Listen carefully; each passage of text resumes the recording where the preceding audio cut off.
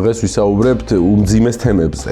ეს არის საბანკო სექტორის მოგება. პირდაპირ ეს დავაგდებ მაგიდაზე რა. მე დავარქმევდი ფინანსურ სტაბილურობას და სისტემურ რისკებს. ყველა იხილავს საბანკო სექტორის მოგებას. გვაქვს კოეფიციენტები, ხო? ROE, ROA. საბანკო სექტორის აქტივები არის მთლიანი შიდა პროდუქტის ხელა. ეკონომიკა რეალურად სარკისებურად აისახება ხოლმე საბანკო სექტორზე. საბანკო სექტორის მოგება პირველი, რაც ყველაზე მნიშვნელოვანი არის ალბათ ყველაზე გამჭვირვალე, რაც კი შეიძლება იყოს ეკონომიკურ სექტორებში საქართველოში. დღეს ყველაზე დიდი დამფინანსებელი თუ ერთადერთი დამფინანსებელი არის საბანკო სექტორი. სადღაც ვიღაცებმა რაღაც იმაიმუნეს, source overseas და მე აქ მე დამარტყა. კაპიტალის ადეკვატურობის კოეფიციენტი რა არის? შენი აზრით, ქართული საბანკო სექტორი არის თუ არა ყველაზე მაგარი, რეგიონში, მოდი ასე ვთქვით რა.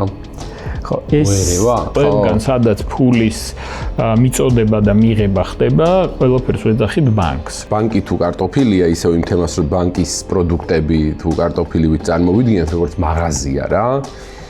არ გაორმაგებულა, ხო. რაღაცები დაჟე გაიაფთა. უცებ შეიძლება ქეში აღარ გედოს ჯიბეში, მაგრამ ეგ არნიშნავს, რომ ფული არ გაქვს. განგაში სიგნალს არავინ არ აჭერს ხელს. მომხმარებლის ცნობიერება ძალიან მნიშვნელოვანი არის. თუ ისაუბრებ ფინანსებზე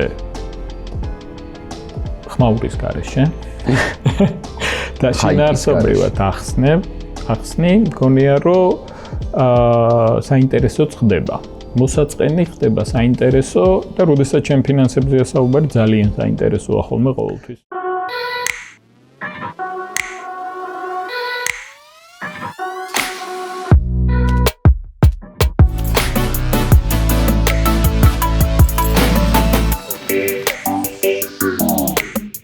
მოგესალმები. სალამი. მიხარია შენთან კიდე ერთხელ შეხვედრა. მეც ძალიან მიხარია, რომ ამ სტუდიაში კიდევ ერთხელ ვსხედავთ და ვსაუბრობთ საინტერესო საკითხებზე. იმ სტუდიაში? იმ სტუდიაშიც გადავალთ და იმ სტუდიაშიც ვისაუბრებთ. მოსაწყენი პოდკასტი. ხო, ეპიზოდი მესამე. ნომერი 3. დღეს რაზე ვისაუბრებთ? დღეს ვისაუბრებთ უმძიმეს თემებზე. ანუ უღრმავდებით საკითხებს, რომელიც საკითხებიც კიდევ უფრო მეტ ახსნას საჭიროებს ხოლმე ხშირ შემთხვევაში. მეტ ახსნას საჭიროებს და არის ცემატყეპის საფუძველი. ეს ჰიპოთეტიკა. მოდი ვთქვა რა საკითხია. ხო. მოიცა როგორ თქვა ისე რბილად რო გამოჩნდა. ეს არის საბანკო სექტორის მოგება. პირდაპირ ეს დავაგდებ მაგიდაზე რა. ხო, უფრო მე დავარქმევდი ფინანსურ სტაბილურობას და სისტემურ რისკებს. კაი. ოკეი. ესე ქვია ამას რა. ციგნში. არა. დღევანდელ თემას ქვია ფინანსური სტაბილურობა და სისტემური რისკები. კაი, მიდი ახანს ეგრე არის შენ დაიწყე და მე გეტყვი ხა. მოგება ახსენე. ხო, მოგება ახსენე. გადაღებული თემაა, ხო იცი. ხო, ყველა იხილავს საბანკო სექტორის მოგებას. და ამასთან მიმართებაში ყოველთვის კითხვები ჩდება ხოლმე რა. და ამ კითხვებზე ხშირად სხვადასხვა პასუხებს ვიღებთ. არის მიმოხილვები, როდესაც ამბობენ, რომ დიდია მოგება. ხო, დიდი რას ნიშნავს, უნდა ვთქვათ, ხო? ანუ შეფარდებითია ყველაფერი. გვაქვს კოეფიციენტები, ხო? ROE, ROA. ხო, ანუ რას ნიშნავს ესეც, რომ ავხსნათ, მოგება კაპიტალზე და მოგება აქტივებზე. ეხლა შევაფასოთ აქტივების მოცულობა. საქართველოში საბანკო სექტორის აქტივები არის მთლიანი შიდა პროდუქტის ხელა. ანუ მთლიანი ეკონომიკის ხელა, წლიური ეკონომიკის ხელა არის მთლიანი აქტივები. ამაზე ხშირად ვახსენებ ხოლმე სხვადასხვა ეთერში რა, რომ აღქმა მოხდეს რამხელა არის საბანკო სექტორი. ხო, კაია, ხო? ეგ ერთი და მეორე, ანუ ეკონომიკა რეალურად სარკისებურად აისახება ხოლმე საბანკო სექტორზე. ანუ ეკონომიკა საითაც მიდის, იქით ამხარეს იხრება საბანკო სექტორი. ეკონომიკა იზრდება ჩქარა, იზრდება საბანკო სექტორი ჩქარა. ეკონომიკაში პრობლემები არის, საბანკო სექტორში პრობლემებია. პანდემიის პერიოდში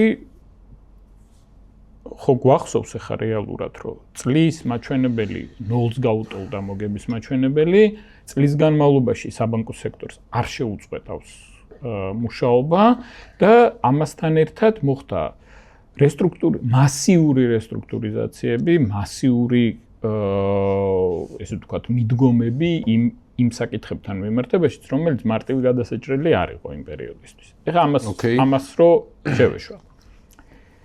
პირველი ყველაზე მნიშვნელოვანი ნაწილი, რაც მინდა თქვა, რომ საბანკო სექტორის მოგება, პირველი, რაც ყველაზე მნიშვნელოვანი არის ალბათ ყველაზე გამჭვირვალე, რაც კი შეიძლება იყოს ეკონომიკურ სექტორებში საქართველოში. და რო ავხსნათ რას ნიშნავს. ანუ მოგების კონკრეტული პუნქტები შეუძლია ნებისმიერ ადამიანმა ნებისმიერ ბანკის მაჩვენებელში შევიდეს და ნახოს, საიდან დაგენერირდა ეს მოგება, რის საფუძველზე დაგენერირდა, რა იყო, რა შემოსავალი ქონდა, რა ხარჯები ქონდა, მათ შორის ხელფასების დონეზე ხდება ხოლმე ამ გამჭვირვალობის მიწოდება, კი. და ეს ხდება დროულად. ანუ რეალურად წელი რომ თავდება მაისის თვემდე არ საუბრობ ახლა ლონდონის ბირჟაზე უკვე გამოქვეყნდა ყველა მაჩვენებლები ორი უმსხვილესი ბანკის, მაგრამ ამაზეც არ საუბრობ. მაისამდე ყველა მაჩვენებელი არის გამოქვეყნებული. ერთი თვის დაგვიანებით ეროვნული ბანკის ვებგვერდზე ნებისმიერ შეუძლია ნახოს ყველა ბანკის მოგება, აქტივები, სესხების დანაკარგების რეზერვი და ასე შემდეგ. ანუ შენ თუ გაინტერესებს რომ გაიგო რა ხდება საბანკო სექტორში, ყველა ინფორმაცია არის სრულად გამჭვირვალე. სესხების კუთხით არსებობს კიდე ეროვნული ბანკის მაჩვენებლები? კი. შეგითხო მაქვს რა? კი. ჩაგეჭრა. მაპატი. მითხარ. ანუ ეგ ყველაფერი კარგი. მართლა გულსხვაოდ გეუბნები რა, მაგრამ არავინ არ ზის ახლა და არ უზის, ხო იცი რა, ლონდონის ბირჟის ან ეროვნული ბანკის ვებგვერდს და მაგას არ ნახულობს. ძირითადად ჩანს ციფრები.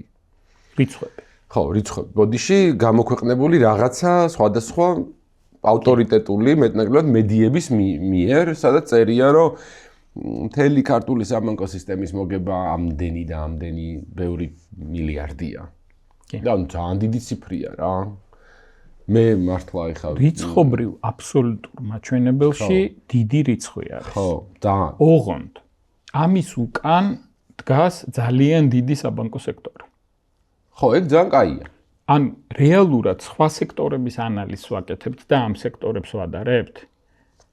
ანუ სხვა სექტორის აქტივები რო ავიღოთ. ანუ ესე რომ ვთქვათ რა, ანუ შინაარსობრივად 1000 ლარიან კომპანიას 2000 ლარი რომ აქვს მოგება.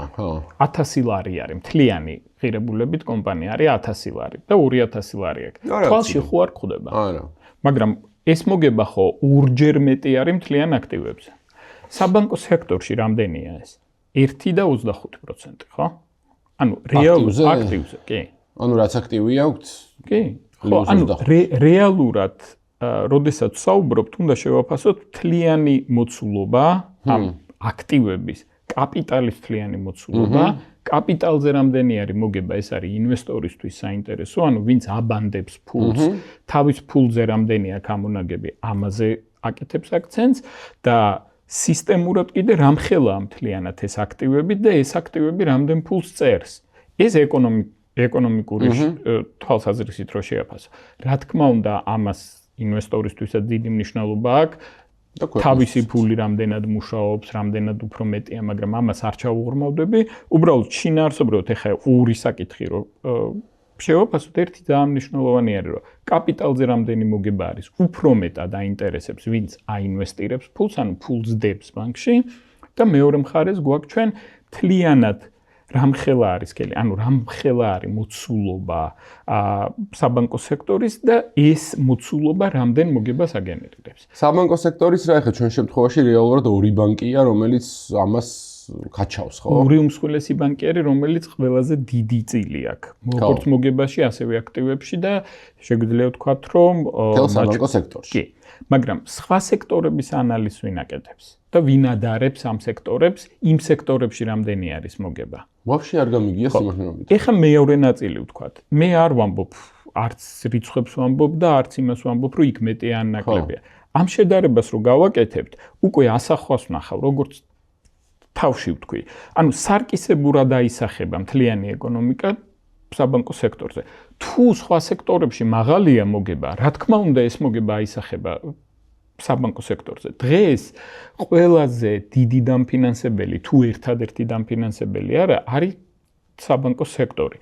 რამდენადაც კარგია, ამდენად სამწუხაროა რომ სხვა პროდუქტები, ხო, ანუ სხვა ბიზნესების მაგას გულს ეკონომიკის დამფინანსებლის ერთადერთი ყველაზე, ესე ვთქვათ, არსებითი დამფინანსებელი არის საბანკო სექტორი. კაპიტალის ბაზარი არ გაქვს. ისე არა. დამოუკიდებელი პროდუქტების განვითარებას ვცდილობთ. ხო. ანუ პროცენტულ მაჩვენებლებზე ვსაუბრობ და პროცენტულ მაჩვენებელში ახლა 5% რო იქნება არ გვაქვია, მაგას აგვაქვს რაღაც ობლიგაციები თანფასიანი ქაღალდებით თუ მოახერხ სხვა ფასიანი ქაღალდებით თუ მოახერხებ თანხის მოზიდვას, შეგვიძლია კიდევ ვთქვათ, რომ არსებობს ეს ბაზარი. ხო, არსებობს, მაგრამ არ სახელობითად შეგვიძლია ჩამოვთვალოთ ყველა სახელი ზეპირად ვიცით, ვინ გამო წელიწადში ვინც ეგეთი რამე გააკეთა. ხო, ანუ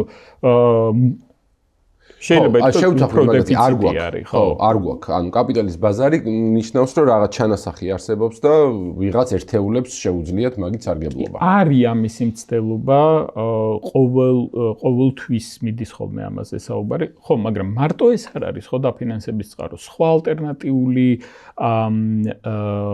ალტერნატიული წყაროებიც არის. მაგას წეგან კაპიტალის ადეკვატურობა ახსენე და გამახსენდა ეს მესმოდა რა, სულ ეს ბაზელ 3-ის, აი ეს 2008-ის რო გაიჩითა რა. ხო, მაშინ ბანკში ვიყავი. რამდენი ცვლილებები იყო? ძალიან ბევრი ხო და მაშინ ვერ აღვიქვავდი საერთოდ ვერანაირად რა ხდებოდა რა. ანუ პროსტა ვიცოდი რომ კრიზისი იყო, რაღაც სადღაც ვიღაცებმა რაღაც იმაიმუნეს, source overseas. და მე აქ მე დამარტყა და ვიღაც ჩემი თანამშრომლები გაუშვეს, მეც კი ნაღამ გამიშვეს და ასე შემდეგ. რაც მოხდა რა 2008 შემცირევი და ასე შემდეგ. ნუ პლუს ჩვენთან ომის ამბავი დაემთხვა რა. ხო და მე გაჩნდა ეს ტერმინი ბაზელ 3 რა, რომელმაც ეს ბაზელი 3 და კაპიტალის ადეკვატურობა და ბიჭო, რატო რა ადეკვატური კაპიტალია და არ მესმოდა მართლა ძალიან დიდი ხანი და ამის როლაუთი რომ მიდიოდა და სხვადასხვა ქვეყნებში სხვადასხვანაირად ხდებოდა. ვერაფრით არ ხვდებოდი, ოშ ჯაზე იყო ლაპარაკი რა. მართლა გულწრფელად. თან მე ფინანსები არ იყო ჩემი მიმართულება, ასე ვთქვათ, მაგ დარგში არ მიწევდა მუშაობა, დერეფნებში ვიღაცები ბაზრობდნენ ამ თემაზე რა. ხო და მე ნუ დრო რო გავიდა, რამოდენიმე წელი და მე როგორც ვიცი, საქართველოშიც ბოლომდე ყველა ბანკში ყველა დანერგილია, კაი ხანია, ხო? ბაზელ 3-ზე გადავედით კი და პლუს კიდევ აღრიცხვიანობის სისტემაც ხო, ნუ გადავიდა, ხო. ხო და ნუ აი ხა კაპიტალის ადეკვატურობაზე ვთქვათ რა 1-2 სიტყვა, იმიტომ რომ მგონია რომ ეგ ისეთ ნიშნავს როგორც მე ვიყავი თავის დროზე დაბნეული, ისე დღეს შეიძლება არიან ადამიანები, რომელსაც ან არიციან ეგ ტერმინი, ან ასევე საერთოდ სხვა რაღაცა გონიათ. ხო და მითხარი რა არის სიღრმისეულად უნდა მოუყვეთ tier 1-ის, tier 2-ის სტანდარტზე და ზედაპირულად რა, ანუ რავი, ძალიან მარტივი რაღაც უნდა ვთქვათ, ჩემი აზრით. კაპიტალის მოთხოვნა რა არის, კაპიტალის ადეკვატურობის კოეფიციენტი რა არის და ეროვნული ბანკის ლიმიტები კაპიტალის ადეკვატურობასთან მიმართებაში. კაპიტალის ადეკვატურობის მოთხოვნა, ანუ კაპიტალის ადეკვატურობა ნიშნავს კაპიტალის წილს მთლიან აქტივებში. რომელიც ითვლება კაპიტალის წილი ვალდებულებებთან მიმართებაში, კაპიტალის წილი სესხებთან მიმართებაში და სხვა ლიკვიდობასთან მიმართებაში და ასე შემდეგ. საქართველოში ერთ-ერთი ყველაზე მაღალი მოთხოვნა არის მარეგულირებლის მხრიდან კაპიტალის ადეკვატურობაზე. დაახლოებით 20%-მდე არის 19%. და ვიცი რაღაც გადაცდენილები ვართ მაგას, ხო? ანუ უფრო კარგად აკმაყოფილებენ ყველა ბანკები ერთად. იცი რა არის კი გადაცდენილები. რატო გამახსენე, იცი რომ ChatGPT-ს ვკითხავ შე რო თქვი რა, ანუ მე რაღაცა მაქვს ნანახი, სადაც წერია, რომ საქართველოში საბანკო სექტორი კაპიტალის ადეკვატურობის ამბავში არის ძალიან კარგად. კი, IMF-ის მოთხოვნაზე კარგად. კი, IMF-ის ან მინიმუმზე კი არ არის და რა მაგარი. ხო, მაგრამ მოთხოვნაზე კარგად რომ არის, ეს არ უგულვებელყოფს იმას, რომ მოთხოვნა ძალიან მაღალი გვაქვს საქართველოში. ანუ რეგიონთან და შემიძლია ვთქვა მსოფლიოსთან მიმართებაში ერთ-ერთი ყველაზე მაღალი მოთხოვნა გვაქვს კაპიტალთან მიმართებაში. ოკეი, და პლუს მაგას ზემოდან. მიუხედავად იმისა, რომ მუდამ ვაკმაყოფილებთ ამას და ამან შეიძლება არ შექმნას გრძელვადიან პროცესში პრობლემა, მიუხედავად ამისა ძალიან მაღალია. ეს რას ნიშნავს? ანუ რას ნიშნავს? მოდი, ინვესტორისთვის რას ნიშნავს? ანუ ინვესტორისთვის ნიშნავს, რომ რაც შეიძლება მეტი ფული უნდა მოვიტანო, რომ ზრდა უზრუნველყო ბანკის ან შეუძლო მოგების მიღება, ან შემოსავლის მიღება აქედან. მეორე ნაწილი არის ბანკისთვის რას ნიშნავს ეს. ბანკისთვის ნიშნავს, რომ თუ მოთხოვნა მაღალი მაქვს, ანუ მაგალითისთვის რო ვთქვა, დაახლოებით 18-19% არის ევროკავშირის ქვეყნებში, ანუ მთლიანად რო შევაფასოთ, ისევ ადეკვატურობა. საქართველოში მოთხოვნაა 19-ზე ცოტა მეტი. ხო, რატო მოინდომეს ვაფშე, რატო არის ჩვენთან ცოტა მაღალი? ფინანსური სტაბილურობის ნაწილში ალბათ გამართლებული არის ეს, მაგრამ მეორე კუთხით, ხო, ბანკი როდესაც აფასებს, მე კი ვაკმაყოფილებ დღეს, მაგრამ ხვალ ზრდის ტემპი რო გამეზარდოს, ანუ შესაძლებლობა რომ მქონდეს, რომ ზრდაზე ვიყო ორიენტირებული. ანუ იმაზე უნდა ვინერვიულო, რომ კაპიტალი მოვიტანო, თუ ჯერ ზრდაზე ორიენტირებული ვიყო, გავიზარდო, მაგალითად, კოეფიციენტი 15%-მდე შემიმცირდეს რაღაც მომენტში და შემდგომ ვიზრუნო იმაზე, რომ დამატებითი კაპიტალი მოვიტანო შემდეგი განვითარებისთვის. ანუ რეალურად ეს არ ნიშნავს იმას, თუ შემსუბუქდება კაპიტალზე მოთხოვნა, არ ნიშნავს იმას, რომ ყველა ბანკი გავარდება და შეამცირებს კაპიტალის მოცულობას. იმიტომ რომ ეს უზრუნველყოფს როგორც ეკონომიკის, ასევე და როგორც ფინანსურ სტაბილურობას მთლიანი ეკონომიკის, ასევე უზრუნველყოფს ბანკის სტაბილურობას, ინვესტორისთვის უფრო მიმზიდველი ხდება, უფრო სტაბილური არის, უფრო მდგრადი არის სხვადასხვა კრიზისების მიმართ. ანუ რეალურად შეუძლია, რომ უზრუნველყოს კაპიტალი ერთგვარი გარანტია არის იმისთვის, რომ თუ გარე ფაქტორებზე მოქმედებენ რაღაცა ხდება, ეს არის დღე უჭირავთ. ის ბუფერი არის, რომელიც უზრუნველყოფს ამ კრიზისების ჩაქრობას. ანუ ბანკი თავის ხარჯზე შეძლებს, რომ ჩააქროს ეს კრიზისები და მომხმარებლისთვის ეს არ გახდეს პრობლემა. მე მახსოვს, რომ 2008 წლის კრიზისს დაუბრუნდეთ, მე აუცილებლად რა მოხდა 2008 წელს. ხო, არა, მაქედან კრიზისზე არ ვსაუბრობ, ამაზე კინოებიც გადაიღეს. შინაარსობრივად საქართველოში რა იყო, ანუ რა პრობლემები. მე ვიცი, რომ მაშინ ქართულმა საბანკო სექტორმა იყო ჩავა. ძალიან. ხო, სხვადასხვა კუთხითაც დაეხმარნენ, მაგრამ პირველი ნაწილი რაც ყველაზე მეტად ამ კრიზისის გრადი იყო იმ ძალიან რთული პერიოდის მიმართ. კი, კაპიტალი არ იყო მაშინ უმთავრესი პრობლემა, ლიკვიდობა იყო მაშინ უმთავრესი პრობლემა. და ამ ლიკვიდობას რო დაუბრუნდეთ, ანუ რა არის ლიკვიდობა და რატო იყო პრობლემა? ერთი წამი რა კაპიტალის ადეკვატურობაზე, პროსტა ერთი სიტყვა 2008-დან ხო შეიცვალა ეს მოთხოვნები და ნუ მთელი მსოფლიო გადადის, ხო, არ ვიცი, შეიძლება სადღაც ვიღაცა არ გადასულა მაგ ახალ წესებზე. საკმაოდ წინ ვარ სხვათა შორის, იმიტომ რომ ხო, ერთი მოარული ჭორი კიდე რაც ჭორი რა ზოგადად რაც ყველა მიცის და ყველა გეტყვის არის ის, რომ ქართული საბანკო სისტემა არის იმდენად მაგრა განვითარებული, რომ ბევრ სხვა ქვეყნის საბანკო სისტემას ჯობია. ყველა კუთხით ჩვენ პირველ პოდკასტში ვილაპარაკეთ მაგაზე, მომსახურებიდან დაწყებული, აი ამ ამბებით დამთავრებული, რაც ესე გარედან არ ჩანს ახლა.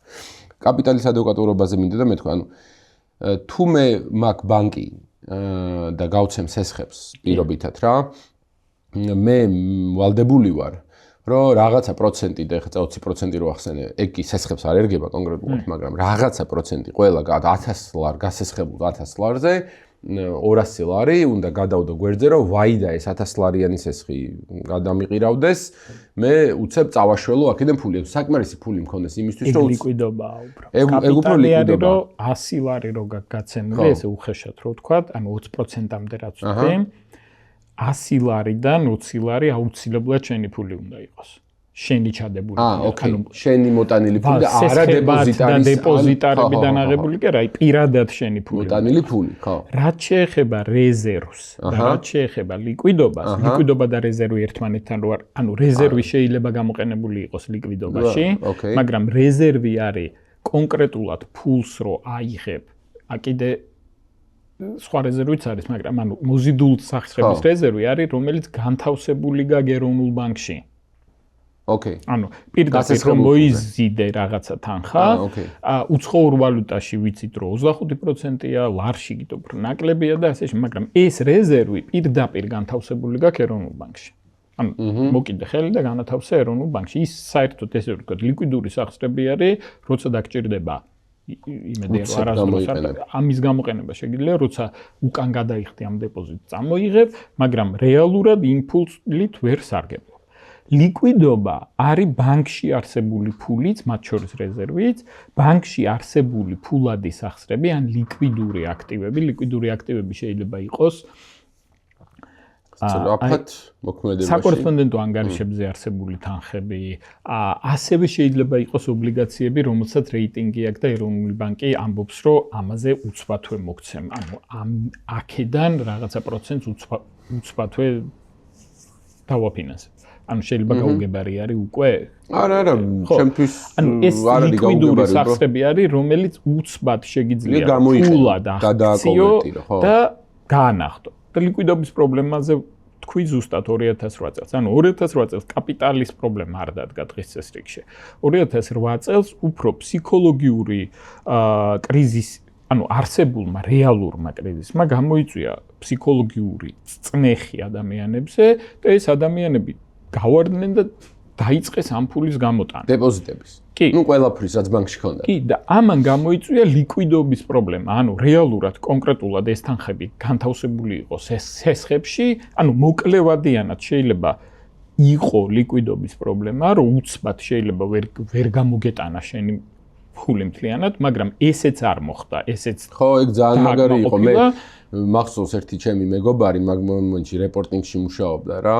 და იჯდა და 5 დღე და ღამე 15 წუთში ერთხელ აკეთებდა რეპორტს, რომელშიც უყურებდნენ რა ემართებოდა ამ ხალხის მიერ მომართვის შედეგად დაშრინკულ თუ შემცირებულ ფულს რა. მაშინ გაჩნდა ზუსტად ეს რა, ანუ მოკლევადიან პერიოდში გაჩნდა იმისი რისკი, რომ შეიძლება ლიკვიდური სახსრები არ გეყოს, რომ იმ მომენტისთვის დააკმაყოფილო ეს ფული.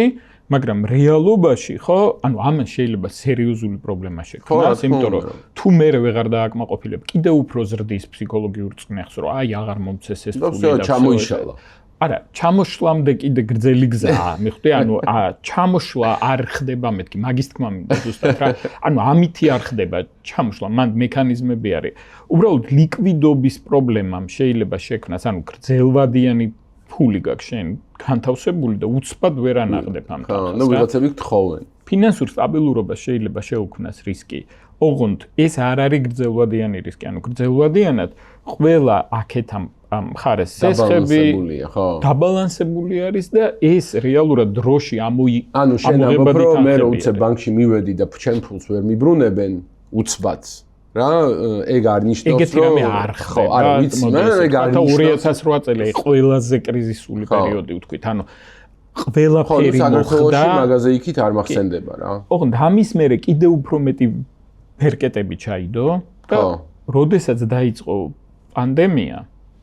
პანდემიის პერიოდში რეალურად ბანკებმა გადაავადეს გადახდები და ისე რომ ფინანსურ სისტემას ერთი საათითაც არ შექმნია პრობლემა 24 საათის განმავლობაში წვდომა ჰქონდა დიჯიტალი და ყოველდღიურად მუშაობდა არ დღე არ ყოფილა რომ არ გახსნილა ბანკი მთელი პანდემიის პერიოდში და ანუ პრაქტიკულად შეგვიძლია ვთქვათ, რომ კიდევ უფრო მეტად მზად იყო ამასთან მიმართებაში. მაგრამ 2020 წლის მერე არ დამთავრდა, ხო ვიცით ახლა რეალურად არ დამთავრდა ის გამოწვევები, რა გამოწვევები იყო. ზოგმა დადებითად იმოქმედა ეკონომიკაზე, ზოგმა უარყოფითად ახლა 2022 წელს ომი დაიწყო, გრეის პერიოდი სხვათა შორის.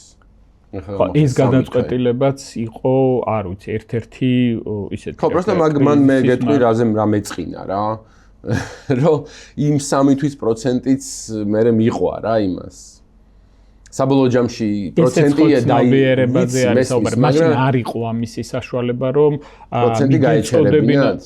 პროცენტის გაჩერების საშუალება ცოტა ისეთი არის რა, ანუ მე რა ვთქვი, იცი რომ ეგ კარგი იყო ძალიან და მნიშვნელოვანი მომენტი იყო, გაზაფხული იყო თუ სწორედ მახსოვს რა და ანუ მართლა ძალიან დამეხმარა პირადად მე და ვიცი ბევრს.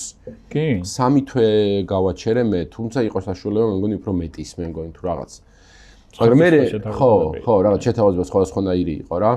მე აღმოვაჩინე, რომ რეალურად ეს payment-ი გაჩერდა, მაგრამ ის პროცენტი დაერიცხა და მე ის პროცენტი რაც იმ 3 თვის განმავლობაში არ ვიცი რამდენიც იყო $1000 თუ $1000 განაწილდა შემდეგ პერიოდზე, რაც ბევრი არ გამოვიდა, რაც $2 დაემატა, ეხლა ჯამში, ანუ არაფერი დრამატული ჩემთვის.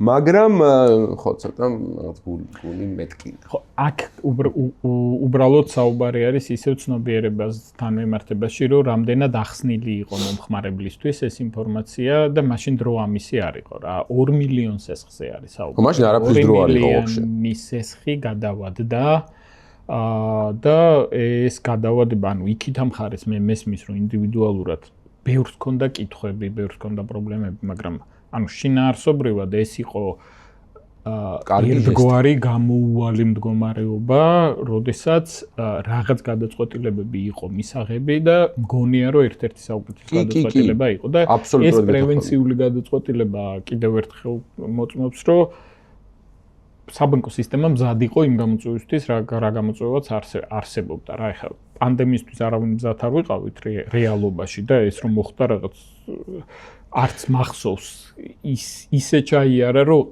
ის შოკი დღეს აღარ მახსოვს, მაგრამ მაინც გადაიარა ამ პერიოდმა, ისე რომ რეაბილიტაციაც მოხდა და ეს დრამატული მის გარეშე არ მთავრდება, ხო? რეალობას შევხედოთ რეგიონთან მიმართებაში. 2022 წელი დაიწყო ერთი ომი, შემდეგ დაიწყო ომი, ხო, შემდეგი ეტაპი, ხა დღევანდელი მდგომარეობაც რო ვთქვათ, ამ რეგიონთან არის ყველაფერი დაკავშირებული, ჩვენ რეგიონთან არის. შენ რა მითხარით? შენი აზრით, ქართული საბანკო სექტორი არის თუ არა ყველაზე მაგარი, რეგიონში, მოდი ასე ვთქვათ რა. ხო, ეს შეფასება არის რამდენადაც შეგვიძლია ამაზე რო ესე მარტივად გავცეთ პასუხი, ამდენად ცოტა ფრთხილად უნდა მივუდგეთ რა. იმიტომ რას ნიშნავს ყველაზე მაგარი საბანკო სისტემა? მომსახურებას, დიჯიტალიზაციას, დისტანციურ პროდუქტებს, სიმარტივეს მომსახურების მიღების, საკრედიტო პორტფელის ხარისხს, სტაბილურობას, უსაფრთხოებას, საიმედოობას. ხო, ერთიანობაში კომპლექსურად დღეს შეგვიძლია ვთქვათ, რომ ერთ-ერთი გამორჩეული არის. მაგრამ აქვე უნდა ვთქვათ, რომ რეგიონში საკმაოდ კარგად ვითარდება საბანკო სექტორი. ყველას აქვს თავისი პლუსები, ყველას აქვს თავისი მინუსები. მაღალი კონცენტრაცია გვაქვს ჩვენ. სხვადასხვა ქვეყნებში არსებობს ამისი მაგალითები, რომ არსებობს მაღალი კონცენტრაცია, მაგრამ ეს გარკვეულწილად არის ერთგვარი რისკი. გამოწვევა. ანუ შეესაბამება ლონდონის ბირჟის სტანდარტებს. რა ძალიან მაგარია. ხო, ჩვენ მეზობლებს 1000 ყველაზე მოთხოვნად კომპანიაში. ჩვენ მეზობლებისგან თუ არის ლონდონში რომელიმე ბანკის წარმოდგენილი, არ ვიცი. ანუ როგორც იცი, Lion Group-მა იყიდა. ხო, ნუ ეგ არ ითვლება ეხლა. ანუ არ ითვლება რა. არა, ისე ცალკე დამოუკიდებლად. ხო, IPO არა აქვს გაკეთებული, როგორც ჩემთვის ცნობილი არის ჯერჯერობით, მაგრამ ხო, ანუ ეს დადებითი მხარე არის. ანუ ეს უნდა ავიღოთ უკვე როგორც მოცემულობა და კი რამდენადაც ბევრი კარგი და პლუსი გვაქვს და კი ეს ცალსახად შეგვიძლია ვთქვათ, რომ კი ძალიან მაგრები ვართ. მეორე კუთხით უნდა შევაფასოთ ხოლმე სად არის ის ვთქვათ ის უკეთესი პოტენციალი სხვაგან რა. ოკეი. სად შეიძლება განვითარდეთ კიდე ჩვენ განვითარდეთ ან სხვები დაგვეწიონ. ის რო არის, ხო იცი, სადეპოზიტო გარანტიების ამბავი რა. ეგეც ხო ერთ-ერთი ამ სტაბილურობის ნაწილია. დაზღვევა, ხო, რაღაც სააგენტო კი არ და რა ქვია მაგ. ხო, ეს ძალიან საინტერესო საკითხი არის, რომ დეპოზიტები დაზღვეული არის სახელმწიფოს მხრიდან დეპოზიტების დაზღვევის სააგენტო. დეპოზიტების დაზღვევის სააგენტოში. რატო გეუბნები, იცი? და ამის ფულს, ეს ფული გროვდება ყოველთვიურად, ანუ ბანკები იხდიან გადასახადს ამისთვის, რომ ეს ფონდი შეიქმნა, რომელიც უზრუნველყოფს ერთი პირის ერთ ბანკში წელს უკვე იზრდება 50,000 ლარამდე. ხო, მანამდე იყო 30,000 ლარი. ანუ 50,000 ლარის ოდენობით შენი ფული გარდა იმისა, რომ საბანკო სისტემამ არეგულირებელი კოეფიციენტები, კაპიტალი, ლიკვიდობა უზრუნველყოფს ამ ფულის უსაფრთხოებას, ამის იქით თუ ვთქვათ და რაღაცა მოხდა, სახელმწიფო 50,000 ლარამდე ერთი პირის ფულს ერთ ბანკში ანაზღაურებს. კიდე დამოუკიდებლად. ეგ რატო არის მნიშვნელოვანი? მაგი ტრანსფორმაციის დროს მე ბანკში ვიყავი, შევესწარი და საქართველოში და ზოგადად პოსტსაბჭოთა სივრცეში ეს ისტორიები ხო არსებობს დაკარგული დეპოზიტების რა და ადამიანების აღქმაში ეგ კომპონენტი ჩემი აზრით ძალიან მნიშვნელოვან იმას რაღაც ხაზს ძალიან არასწორი არის ხოლმე შეხედულება. საქართველოში ბანკი საბანკო ლიცენზიით ხო, რომელიც გაკოტრდა და არ ანაზღაურა დეპოზიტები, ესეთი პრეცედენტი არ გვაქვს.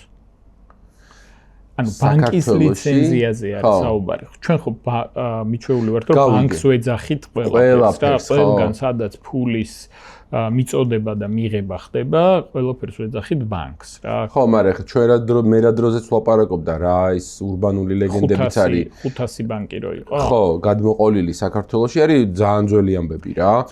მაშინ საბანკო სისტემა როგორც ასეთი არ არსებობდა. ახმის ნაწილში ხა ჩვენ უნდა ვთქვათ, რომ ჩვენი თაობისთვის შეიძლება ხილვადი იყო ის მდგომარეობა, ახალი თაობისთვის სანდოობა სულ სხვანაირად წარმოდგენილი. სანდოობა ზღაპრად მოყოლილი ვიცი კაცო ეგ ამბები. ხო, ჩვენ თაობაშიც კი მოყოლით ვიცით რა, ანუ ფიზიკურად ეგ პროცესი არ გვინახავს და ანუ შემდეგი თაობისთვის სანდოობა ცოტა სხვა რაღაცას ნიშნავს. სანდოობა არ ნიშნავს, რომ ფულს მიიტან და არა, მაგას ახლა ვიღაცა ჯენზიები არც განიხილავენ. ხო, ანუ სანდოობა არის ესე რომ ვთქვათ, ენდობა მეგობარს და არა რატო უნდა ენდოს მომსახურე. ხო, თუმცა ეს სადეპოზიტო გარანტიის კომპონენტი რა, მაინც მნიშვნელოვანია, იმიტომ რომ მარტო პატარები ხო არ არის.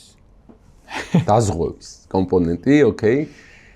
მნიშვნელოვანია, იმიტომ რომ კიდევ უფრო მშვიდად გზნობ თავს. და კარგია რომ ზდიან 30-დან 50,000 ლარამდე, იმიტომ რომ მგონია რომ უნდა იყოს ესე. ერთი სოლიდური თანხა უნდა იყოს რა. ხო, ეს კიდევ გაიზრდება შემდეგ პერიოდში. 100,000 ლარამდე? 150-მდეც გაიზრდება, ოღონდ ეს მოკლევადიან პერიოდში არ მოხდება, იმიტომ რომ მომხმარებლისთვის ეს ხარჯია. ანუ, როდესაც ვლაპარაკობთ პროცენტებზე, ანუ რეალურად შენ რო დეპოზიტს მიიტან, ნაწილს განათავსებ რეზერვად. ნაწილი ლიკვიდობაში უნდა შეინახო ვერ განათავსებ სესხებში და მე კიდე ხარჯები გიჩდება, ხო? ანუ დაზღვევის ფული უნდა გადაიხადო და ასე შემდეგ. ანუ ამისი თვითღირებულება იზრდება, რაც რაზე აისახება? აისახება სესხის პროცენტზე. ხო? ანუ ჩვეულებრივად ერთმანეთზე მუშაობს ეს ყველაფერი. პირდაპირ პროპორციულად რამდენად აისახება, ესეთ ხშირად მაქვს ხოლმე ესეთი კითხვები, რომ აი პირდაპირ როგორ ავსახოთ, რომ აი რამდენად გაუძვირდება. შეიძლება არ გაუძვირდეს, იმიტომ რომ 2020 წლიდან ყველაფერმა იმოქმედა ყველაფერზე. ხო, ყველაფერზე და ანუ პირდაპირ პროპორციულად რო გათვალო, რომ აი ამისი პროცენტი რამდენად აისახა გაძვირებაზე ან არ აისახა, ეს იმდენად რთული გახდა, ანუ ბიჭო, ყველაფერის ფასი გაორმაგდა, ხო იცი რაღაც საბანკო ბანკი თუ კარტოფილია, ისევ იმ თემას, რომ ბანკის პროდუქტები თუ კარტოფილივით წარმოვიდგინეთ, როგორც მაღაზია რა. არ გაორმაგებულა, ხო. რაღაცები დაჟე გაიაფთა. ხო, ფინანსურ სტაბილურობაზე როდესაც ვაპარაკობთ, ალბათ მნიშვნელოვანი იქნება ინფლაციის ელემენტიც განვიხილოთ რა. ნუ ეგ ეკონომიკის ჭრილში და ქვეყნის ეკონომიკის ჭრილში, რომელიც პირდაპირ პროპორციულად აისახება, ხო, როგორც მომხმარებელზე, ასევე ბანკზე. იცი რა გამახსენე, ეს ფსიქოლოგიური პანიკა რო არის რა, წეგან რასაც ყვებოდი, რომ 2008-ის თემა რო იყო რა. რომ მოდიან და მიაქვთ და მე კიდე რომ მოდიან და მიაქვთ და უცებ ბანკი რო იმის გარეშე რჩება. აი პანიკის მართვა, ხო რა ფულის გარეშე, მოკლევადი იმ ფულის გარეშე. ის კი რომ ფულის გარეშე, просто უცებ შეიძლება ქეში აღარ გედოს ჯიბეში. მაგრამ ეგ არ ნიშნავს რომ ფული არ გაქვს. ხო, აი მაგ პანიკის მართვა როგორ უნდა მოხდეს რა? ხოში რა უნდა იქნება? დავიწყოთ პირველი სტრეს ტესტები არის სპეციალური, რომელიც კაცი მოდის უცებ და ფუძქავს. სიმულაცია ხდება ანგარიშგებაში. არაფერი ეგეთი არ ხდება, იმისი რა განგაში სიგნალს არავინ არ აჭერს ხელს. აქ არის საუბარი ანგარიშგებაში ხდება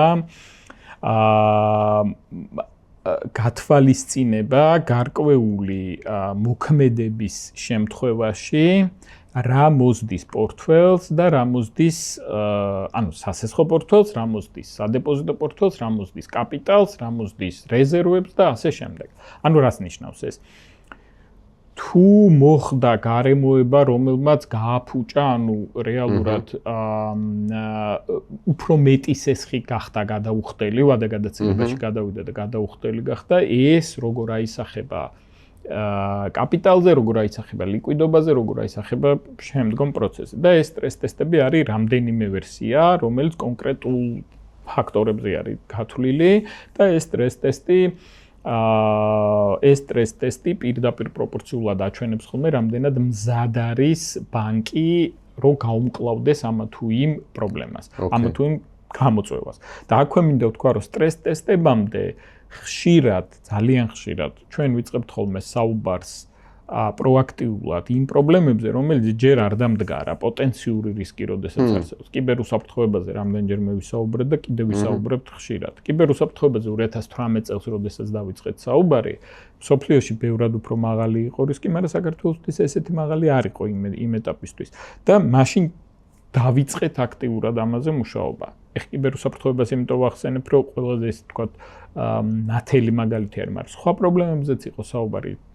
თანამშრომლების მიგრაციაზე იყო საუბარი, როდესაც 2019 წელს მზადება დავიწყეთ, 2020 წლის მერე კიდევ უფრო მკვეთრად პრობლემატური გახდა ეს საკითხი და სხვა ფაქტორები. ანუ აქ მარტო სტრეს ტესტი არ არის უზრუნველყოფა, აქ საუბარი არის იმაზე, რომ ბანკი ხშირად თუ ყოველთვის არა, პროაქტიულად ემზადება ხოლმე კრიზისული მდგომარეობებისთვის, ვიდრე ის შეიძლება დადგეს, ან საერთოდ დადგება თუ არა. ანუ მზადველია თუ არ დადგეს. ანუ რისკები ხო ეგ არის. უწყვეტობის ნაწილთან დაკავშირებით ახლა რეალურად რო ვთქვათ, ხო, ანუ ბანკის მუშაობის უწყვეტობას პირდაპირ პროპორციულად ეროვნული ბანკი აკონტროლებს, რამდენ ხანში შეგიძლია რომ აღადგინო მუშაობა თუ შენი ცენტრალური სისტემა, ანუ core სისტემა უცბად დაწვება. ხო, ანუ გაითიშება. ხო, თუ გაითიშება ერთ ადგილას, მეორე ადგილიდან ბექაპიდან რამდენ ხანში შეგიძლია რომ აღადგინო. ამას დროში არის გამოხატული. ანუ რა ქვია, ბიზნესის უწყვეტობის რაღაცა, ხო? ბიზნესის უწყვეტობის უზრუნველყოფა არის ეს რა. ეს სიმულაციები არსებობს. ხო, ეს ან მივხვდი ახლა ხო რომ 1000 კაცი არ მოვა უცებ და ჩემი ფული სად არის მაგაზე არ დაგიწყეს ხო? კარებზე რო გიჯახა. ხო, კარებზე. თუმცა ეგეც ერთ-ერთი აი ეს პანიკის ამბავი მართლა არსებობს რა, ზოგადად ეგ ხო იცი ანუ ფსიქოლოგიური წნეხი. ხო, რა უცებ ვაიმე რა ხდება, ანუ ომია, ვაიმე უცებ სოფლიო კრიზისია, ანუ თან ჩვენ რეგიონში მართლა არ არის ეს ის რეგიონი, სადაც ყველაფერი ის დალაგებულია, როგორც არ ვიძახ ქვეყანას მაინც და მაინც რა, გარშემო რაც ხდება რა. და თან დღეს განსხვავებით 2008 წლიდან 2008 წელსში ვადარებ რა, ბევრად უფრო მეტი ინფორმაცია მოდის. რა ინფორმაცია ვაფშე კაცმა არ იცის ხშირად. სოციმედიამაში სწორია ეს ინფორმაცია, რამდენად AI-ის შექმნილი არის ვიდეოები და სურათები, ხო, და იტოქში აი შეგილია მართლა შექმნა ეგ რეალობა, რომელშიც საერთოდ შეიძლება ადამიანები პანიკას ჩააგდო და ამ დროს ამას მოყვეს რაღაც ეგეთი უნდა მივყვეთ ისევ და ისევ იმას, რომ მომხმარებლის ცნობიერება ძალიან მნიშვნელოვანი არის და ყველაფრის უზრუნველყოფას ესე ვთქვათ, სერვისი ვერ შეძლებს რა. მომხმარებელმაც უნდა იცოდეს პირველადი უტყუარი ინფორმაცია საიდან უნდა მიიღოს. აი ეს ამისი ცოდნა აუცილებელი არის. მე მგონი და დავამთავროთ ამაზე საუბარი, რჩება კიდევ ღია საკითხები ამასთან. მე მინდა რომ ვილაპარაკოთ open banking-ზე. ეგ არის ერთ-ერთი ყველაზე საინტერესო ტოპიკი ჩემთვის. მაინც მიკროფონს მოვარტყი ხელი. იმიტომ რომ ძალიან სულ მოუთმნელად ველოდებოდი იმას, რა ქვია. ამ მიკროფონს აქ ხმა მე მგონი. ძალიან სულ მოუთმნელად ველოდებოდი მაგ თემას ზოგადად თავის დროზე რა, როცა ევროპაში დაისტარტა 2017-18 წელი იყო და ჩვენთან როცა მოდიოდა ეგ ამბავი რა და მე ძალიან დიდი სურვილი მქონდა რომ შემდეგ შეხვედრაზე, როცა შედგება, ეგ თემა დავფაროთ. თუმცა დღესაც რავი, ძალიან საინტერესო თემები იყო ჩემთვის. ძალიან დიდი მადლობა შენ. ჩემთვისაც ცოტა რთული საკითხები იყო, ვიტყოდი. იმედი მაქვს, რომ საინტერესო იყო.